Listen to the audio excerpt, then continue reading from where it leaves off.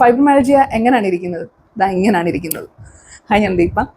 അപ്പോൾ ഞാൻ സാധാരണ വീഡിയോ ചെയ്യുമ്പോൾ എപ്പോഴും നല്ല എനർജറ്റിക് ആയിട്ടിരിക്കുന്ന സമയത്ത്, അല്ലെങ്കിൽ ഒട്ടും വേദനകളൊന്നും ഇല്ലാത്ത സമയത്ത് സാധാരണ ചെയ്ത് തുടങ്ങി കഴിയുമ്പോഴത്തേക്കും തീരാറാകുമ്പോഴത്തേക്കാണ് നമ്മൾ കംപ്ലീറ്റ്ലി ഡൗൺ ആയി പോകുന്നത്. ചിലപ്പോൾ ഞാൻ രാവിലെ ഒരു 10 മണിക്ക് ഷൂട്ട് ചെയ്യാൻ തുടങ്ങിക്കഴിഞ്ഞാൽ ചിലപ്പോൾ 2 വീഡിയോസോ അല്ലെങ്കിൽ 3 വീഡിയോസൊക്കെ ഒറ്റ സ്ട്രെച്ചിന് ഷൂട്ട് ചെയ്ത് വെച്ച് ഞാൻ പിന്നെ പോയി കിടക്കും. പിന്നെ പയ്യാന്ന് നമ്മൾ എഡിറ്റ് ചെയ്യാനൊക്കെ പോകുന്നത്. അപ്പോൾ ഇന്ന് എനിക്ക് തോന്നി എന്താണ് ഫൈബ്രോമൈൽജിയ എന്നൊന്ന് പറയണമെന്ന്. ഇപ്പം എന്നെ കണ്ട പ്രത്യേകിച്ച് പ്രശ്നങ്ങളൊന്നും ആർക്കും ഫീൽ ചെയ്യത്തില്ല. പക്ഷെ ഇപ്പോൾ നല്ല ഫൈബ്രോ ഫ്ലെയറിലിരിക്കുകയാണ്. ഫൈബ്രോ ഫ്ലെയർ എന്ന് പറഞ്ഞു കഴിഞ്ഞാൽ, അല്ലെങ്കിൽ ഫൈബ്രോമൈൽജിയ എന്ന് പറഞ്ഞു കഴിഞ്ഞാൽ മെയിനായിട്ടും നമുക്ക് വൈഡ് സ്പ്രെഡ് പെയിൻ ആണ്. അപ്പോൾ പെയിൻ അത് നല്ല രീതിയിൽ തന്നെ ഉണ്ട്. അതിൻ്റെ കൂടെ ഭയങ്കരമായ ക്ഷീണമാണ്. ഈ ക്ഷീണം എന്ന് പറയുമ്പോൾ അത് എക്സ്പ്ലെയിൻ ചെയ്യാനായിട്ട് എങ്ങനെയാണെന്ന് വെച്ച് കഴിഞ്ഞാൽ, നമുക്ക് നല്ല പനി വരിക എന്ന് വയ്ക്കുക. നല്ല പനിയും ബോഡി പെയിനും. ഓക്കെ, പക്ഷെ പനിയില്ല, ബോഡി പെയിൻ മാത്രം നിങ്ങൾ അസ്യൂം ചെയ്ത് വെക്കുക. അത് ഫുൾ ഡേ നിങ്ങൾക്ക് ആ ഒരു ബോഡി പെയിൻ ഇങ്ങനെ, അതായത് ഈ തലയുടെ ഇവിടേക്ക് ഇങ്ങനെ നമുക്കൊരു വല്ലാത്തൊരു ഫീൽ വരത്തില്ലേ, ആ ഒരു അവസ്ഥയാണ് ഈ ഫൈബ്രോമൈൽജിയയുടെ ഒരു പെയിൻ അല്ലെങ്കിൽ ഒരു ഫ്ലെയർ എന്നൊക്കെ പറയുന്ന സംഭവം. കംപ്ലീറ്റ്ലി എപ്പോഴും ടയേർഡായിരിക്കും. എപ്പോഴും നമുക്ക് എവിടെയെങ്കിലും ഒന്ന് കിടന്നാൽ മതി. പിന്നെ നമ്മുടെ മുതുകൊക്കെ വേദനയില്ല, മുതുക് അതുപോലെ പുറം നടുവൊക്കെ അങ്ങോട്ട് വേദന എടുക്കത്തില്ലേ, പനി നല്ല കൂടി നിൽക്കുന്ന സമയത്ത്. ആ ഒരവസ്ഥയാണ്. അപ്പോൾ ഇപ്പോൾ ആ ഒരവസ്ഥയിൽ കൂടെ ഞാൻ പോകുന്നത്. പക്ഷെ കണ്ടു കഴിഞ്ഞാൽ ഒരു പ്രശ്നമില്ല.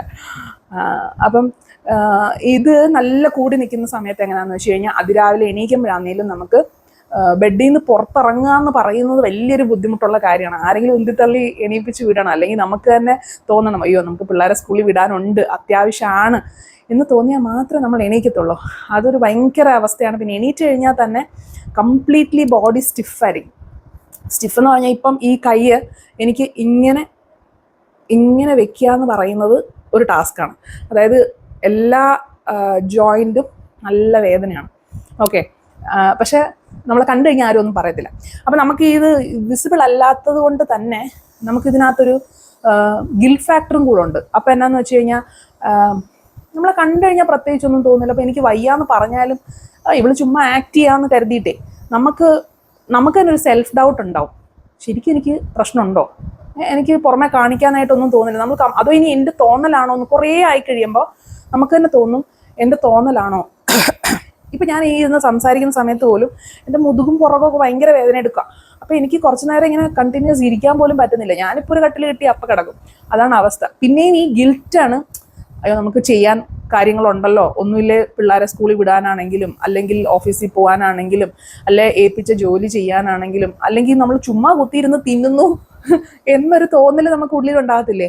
ആ ഒരു ഫീലിംഗ് ആണ് ഇതിനേക്കാളൊക്കെ വേഴ്സ് ആയിട്ടുള്ളൊരു സംഭവം. അപ്പോൾ നമ്മൾ എന്തെങ്കിലും എണീറ്റ് ചെയ്യും. ഓക്കെ, എന്നുവെച്ചാൽ നമുക്ക് ഔട്ട് ഓഫ് ഗിൽറ്റാണ് നമ്മൾ ഈ ചെയ്യുന്നത്. ഇപ്പം എൻ്റെ കേസ് പറയുകയാണെങ്കിൽ, ഇങ്ങനെ ഗിൽറ്റ് കയറി കഴിഞ്ഞാൽ ഞാൻ വീടെല്ലാം നല്ല അടിച്ച് തൂത്ത് നല്ല ക്ലീൻ ആക്കി ഇടും, അതുപോലെ അടുക്കി പെറുക്കി വെക്കും. നമുക്ക് വയ്യ, പക്ഷേ നമ്മളത് ചെയ്യും. എന്നിട്ട് ഞാൻ വന്ന് കിടക്കും കേട്ടോ, കിടപ്പായി പോകുമെന്നുള്ളതാ. പക്ഷെ നമുക്ക് ആ വേദന ഉണ്ടെങ്കിൽ പോലും നമുക്ക് ആ ഗിൽറ്റ് കയറുമ്പം നമ്മൾ ഇതൊന്നും ചിന്തിക്കില്ല. അയ്യോ ആൾക്കാർ എന്ത് വിചാരിക്കും. അതായത് കുറേ കഴിയുമ്പം നമുക്ക് എപ്പോഴും ഈ പെയിൻ വന്ന് ആദ്യമൊക്കെ നമ്മൾ കിടക്കുമെങ്കിലും പിന്നെ എത്രയെന്ന് വെച്ചിട്ടാണ് കിടക്കുന്നത് എന്ന് കരുതിയിട്ട് നമ്മൾ ഈ ജോലികളെല്ലാം ചെയ്യും. സോ രാവിലെ എണീക്കുമ്പോൾ നമ്മൾ ഫുൾ ബോഡി സ്റ്റിഫായിരിക്കും. നമുക്ക് ജോയിൻസ് എല്ലാം ഒന്ന്, കൈ ആണെങ്കിലും എന്താണെങ്കിലും നമുക്കൊന്ന് ചെയ്യാൻ ഒന്ന് ചുരുട്ടി പിടിക്കാൻ പോലും ഭയങ്കര ബുദ്ധിമുട്ടായിരിക്കും. എന്നിട്ട് നമ്മൾ എണീറ്റ് കുറച്ചൊന്ന് മൂവ്മെൻ്റ് ഒക്കെ ചെയ്ത് കഴിയുമ്പോഴത്തേക്കും കംപ്ലീറ്റ്ലി എന്താണ് ഒരു നോർമൽ അവസ്ഥയിലേക്ക്. നമുക്ക് എന്ന് പറയുമ്പം വർഷങ്ങളായിട്ട് നമ്മൾ ഡീൽ ചെയ്യുന്നതുകൊണ്ട് ഇതൊരു പാർട്ട് ഓഫ് ദ ബോഡിയാണ്, പാർട്ട് ഓഫ് ദ ലൈഫാണ്. സോ നമുക്കത് കുറേ കഴിയുമ്പോഴത്തേക്കും ഇത് യൂസ് ടു ആവും. എന്നാൽ നമ്മൾ നമ്മുടെ ജോലികളൊക്കെ ചെയ്യും, ഇപ്പോൾ പഠിക്കാനുണ്ടെങ്കിൽ പഠിക്കും, അങ്ങനെയുള്ള കാര്യങ്ങളൊക്കെ ചെയ്യും. പക്ഷേ ഇതിലൊന്നും നമുക്കൊരു ഫോക്കസ് ഉണ്ടാകത്തില്ല. നമുക്കൊരു മെൻ്റൽ ഫോഗ് എന്ന് പറയുന്ന, ഫൈബ്രോ ഫോഗ്, ബ്രെയിൻ ഫോഗ് എന്ന് പറയുന്ന ഒരു സംഭവം നമുക്ക് കുറച്ച് കൂടുതലാണ്. നമുക്ക് ക്ലാരിറ്റി ആയിട്ട് കാര്യങ്ങൾ ചെയ്യാനായിട്ട് ബുദ്ധിമുട്ടായിരിക്കും, ഫോക്കസ് നഷ്ടപ്പെടുക, അങ്ങനെയുള്ള കുറേ കാര്യങ്ങൾ വേറെ ഇതിൻ്റെ ബാക്കിലുണ്ട്. ശരിക്കും ഇതിൻ്റെ സിംറ്റംസ് ഒക്കെ പറയാനാണെങ്കിൽ ഒരു വലിയ A4 സൈസ് പേപ്പറിൻ്റെ 2 പുറം എഴുതാനുള്ള കാര്യങ്ങളുണ്ട്. ഓക്കെ, ലിസ്റ്റ് ചെയ്യാൻ തന്നെയുണ്ട്, എക്സ്പ്ലെയിൻ ചെയ്ത് എഴുതാനല്ല. അപ്പോൾ അത്രയും കാര്യങ്ങളുണ്ട്. പക്ഷേ വിസിബിളായിട്ട് പറയാൻ പറ്റുന്ന കാര്യങ്ങൾ ഇതൊക്കെയാണ്. അപ്പോൾ ഇതിനിപ്പം നമുക്ക് ചെയ്യാൻ പറ്റുന്ന കാര്യം എന്ന് വെച്ച് കഴിഞ്ഞാൽ, എനിക്ക് ഫൈബ്രോമയാൽജിയ വന്നിട്ട് ഏതാണ്ട് 10-17 വർഷമായി. ഇപ്പോൾ എനിക്കൊരു കൊറോണ ആ സമയത്താണ് എനിക്ക് ശരിക്കും പറഞ്ഞാൽ ഇതിൻ്റെ ട്രീറ്റ്മെൻറ്റ് അല്ലെങ്കിൽ ഇതിനെന്താണ് സൊല്യൂഷൻ എന്ന് എനിക്ക് മനസ്സിലായ ഒരു സമയം. അതെനിക്ക് ഇതിന് മുന്നേ ഉള്ള വീഡിയോസിലൊക്കെ ഞാൻ പറഞ്ഞിട്ടുണ്ട്. ഒരു ഡിപ്രഷൻ പോലൊക്കെ വന്ന് നമ്മൾ അതിൻ്റെ ട്രീറ്റ്മെൻ്റ് ഒക്കെ എടുത്തുകൊണ്ടിരിക്കുന്ന സമയത്താണ് പയ്യെ ഫൈബ്രോമയാൽജിയയും കൂടെ നമുക്ക് വരുതിയിലാക്കാനുള്ള കാര്യങ്ങൾ നമുക്ക് മനസ്സിലായത്. അതെന്ന് പറയുന്നത് ലൈഫ് സ്റ്റൈൽ ചേഞ്ചസ് ആയിരുന്നു. പ്രോപ്പറായിട്ടുള്ള സ്ലീപ്പ്, കറക്റ്റ് ഡയറ്റ് കൺട്രോള്, പിന്നെ ബോഡി മൂവ്മെൻറ്റ്സ് ആണ് ഏറ്റവും അത്യാവശ്യം. ഇപ്പോൾ രാവിലെയൊക്കെ നമ്മൾ ബോഡി സ്റ്റിഫായിരിക്കുന്നു എന്ന് പറയുന്നു, അപ്പോൾ നമുക്ക് ഒരു ബോഡി സ്ട്രെച്ചിങ് ഒക്കെ ചെയ്താൽ കുറച്ചൊരു ആശ്വാസം വരും. പിന്നെ ബോഡി മൂവ്മെൻറ്റ് നമ്മൾ അറ്റ്ലീസ്റ്റ് ഒരു അരമണിക്കൂർ നടക്കാൻ പോയി കഴിഞ്ഞാൽ അത് വ്യത്യാസം വരും. അത് ഒരു കണ്ടിന്യൂസ് പ്രോസസ്സാണ്, കുറേ നാളത് മുന്നോട്ട് കൊണ്ടുപോകണം. പക്ഷേ ഫൈബ്രോമയാൽജിയ ഉള്ള ആൾക്കാരുടെ, അതായത് ഫുള്ളി ബോഡി പെയിൻ ആയിട്ടിരിക്കുന്ന ഒരാൾക്ക് ഈ ഒരു മോട്ടിവേഷൻ ഉണ്ടാവും. അതായത് പോയിട്ട് എന്തെങ്കിലും ഇപ്പം എനിക്ക് പറ്റുന്നില്ല. കാരണം ഒരു 4 വർഷം മുന്നേ ഞാൻ കറക്റ്റായിട്ട് ഒരു വാശിക്ക് എൻ്റെ ലൈഫ് സ്റ്റൈൽ ചേഞ്ചസ് ഒക്കെ കറക്റ്റായിട്ട് ഇംപ്ലിമെൻറ്റ് ചെയ്തതായിരുന്നു. കറക്റ്റ് ഒരു 10-11 മണിയാകുമ്പോൾ കിടക്കും, രാവിലെ 6 മണി 5 മണിയാകുമ്പോൾ എണീക്കും, കറക്റ്റായിട്ട് സ്ട്രെച്ചിങ് ചെയ്യും. പിന്നെ എക്സസൈസ് ആണെങ്കിലും നമ്മൾ ഫ്ലോർ എക്സസൈസ് ചെയ്യുന്നുണ്ടായിരുന്നു, നടക്കുന്നുണ്ടായിരുന്നു, സുംബ ചെയ്യുന്നുണ്ടായിരുന്നു, ഇതെല്ലാം ചെയ്യുന്നുണ്ടായിരുന്നു.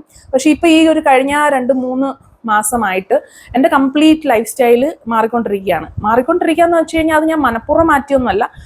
നമുക്ക് കുറേ അധികം വേറെ പ്രയോറിറ്റീസ് വരുമ്പോൾ നമ്മൾ ഓട്ടോമാറ്റിക്കലി നമ്മുടെ കാര്യങ്ങളിലൊരു ഉപേക്ഷ വരുമല്ലോ. ആ ഉപേക്ഷ വന്ന് പിന്നെ ആ മോട്ടിവേഷനും ഡൗൺ ആയി.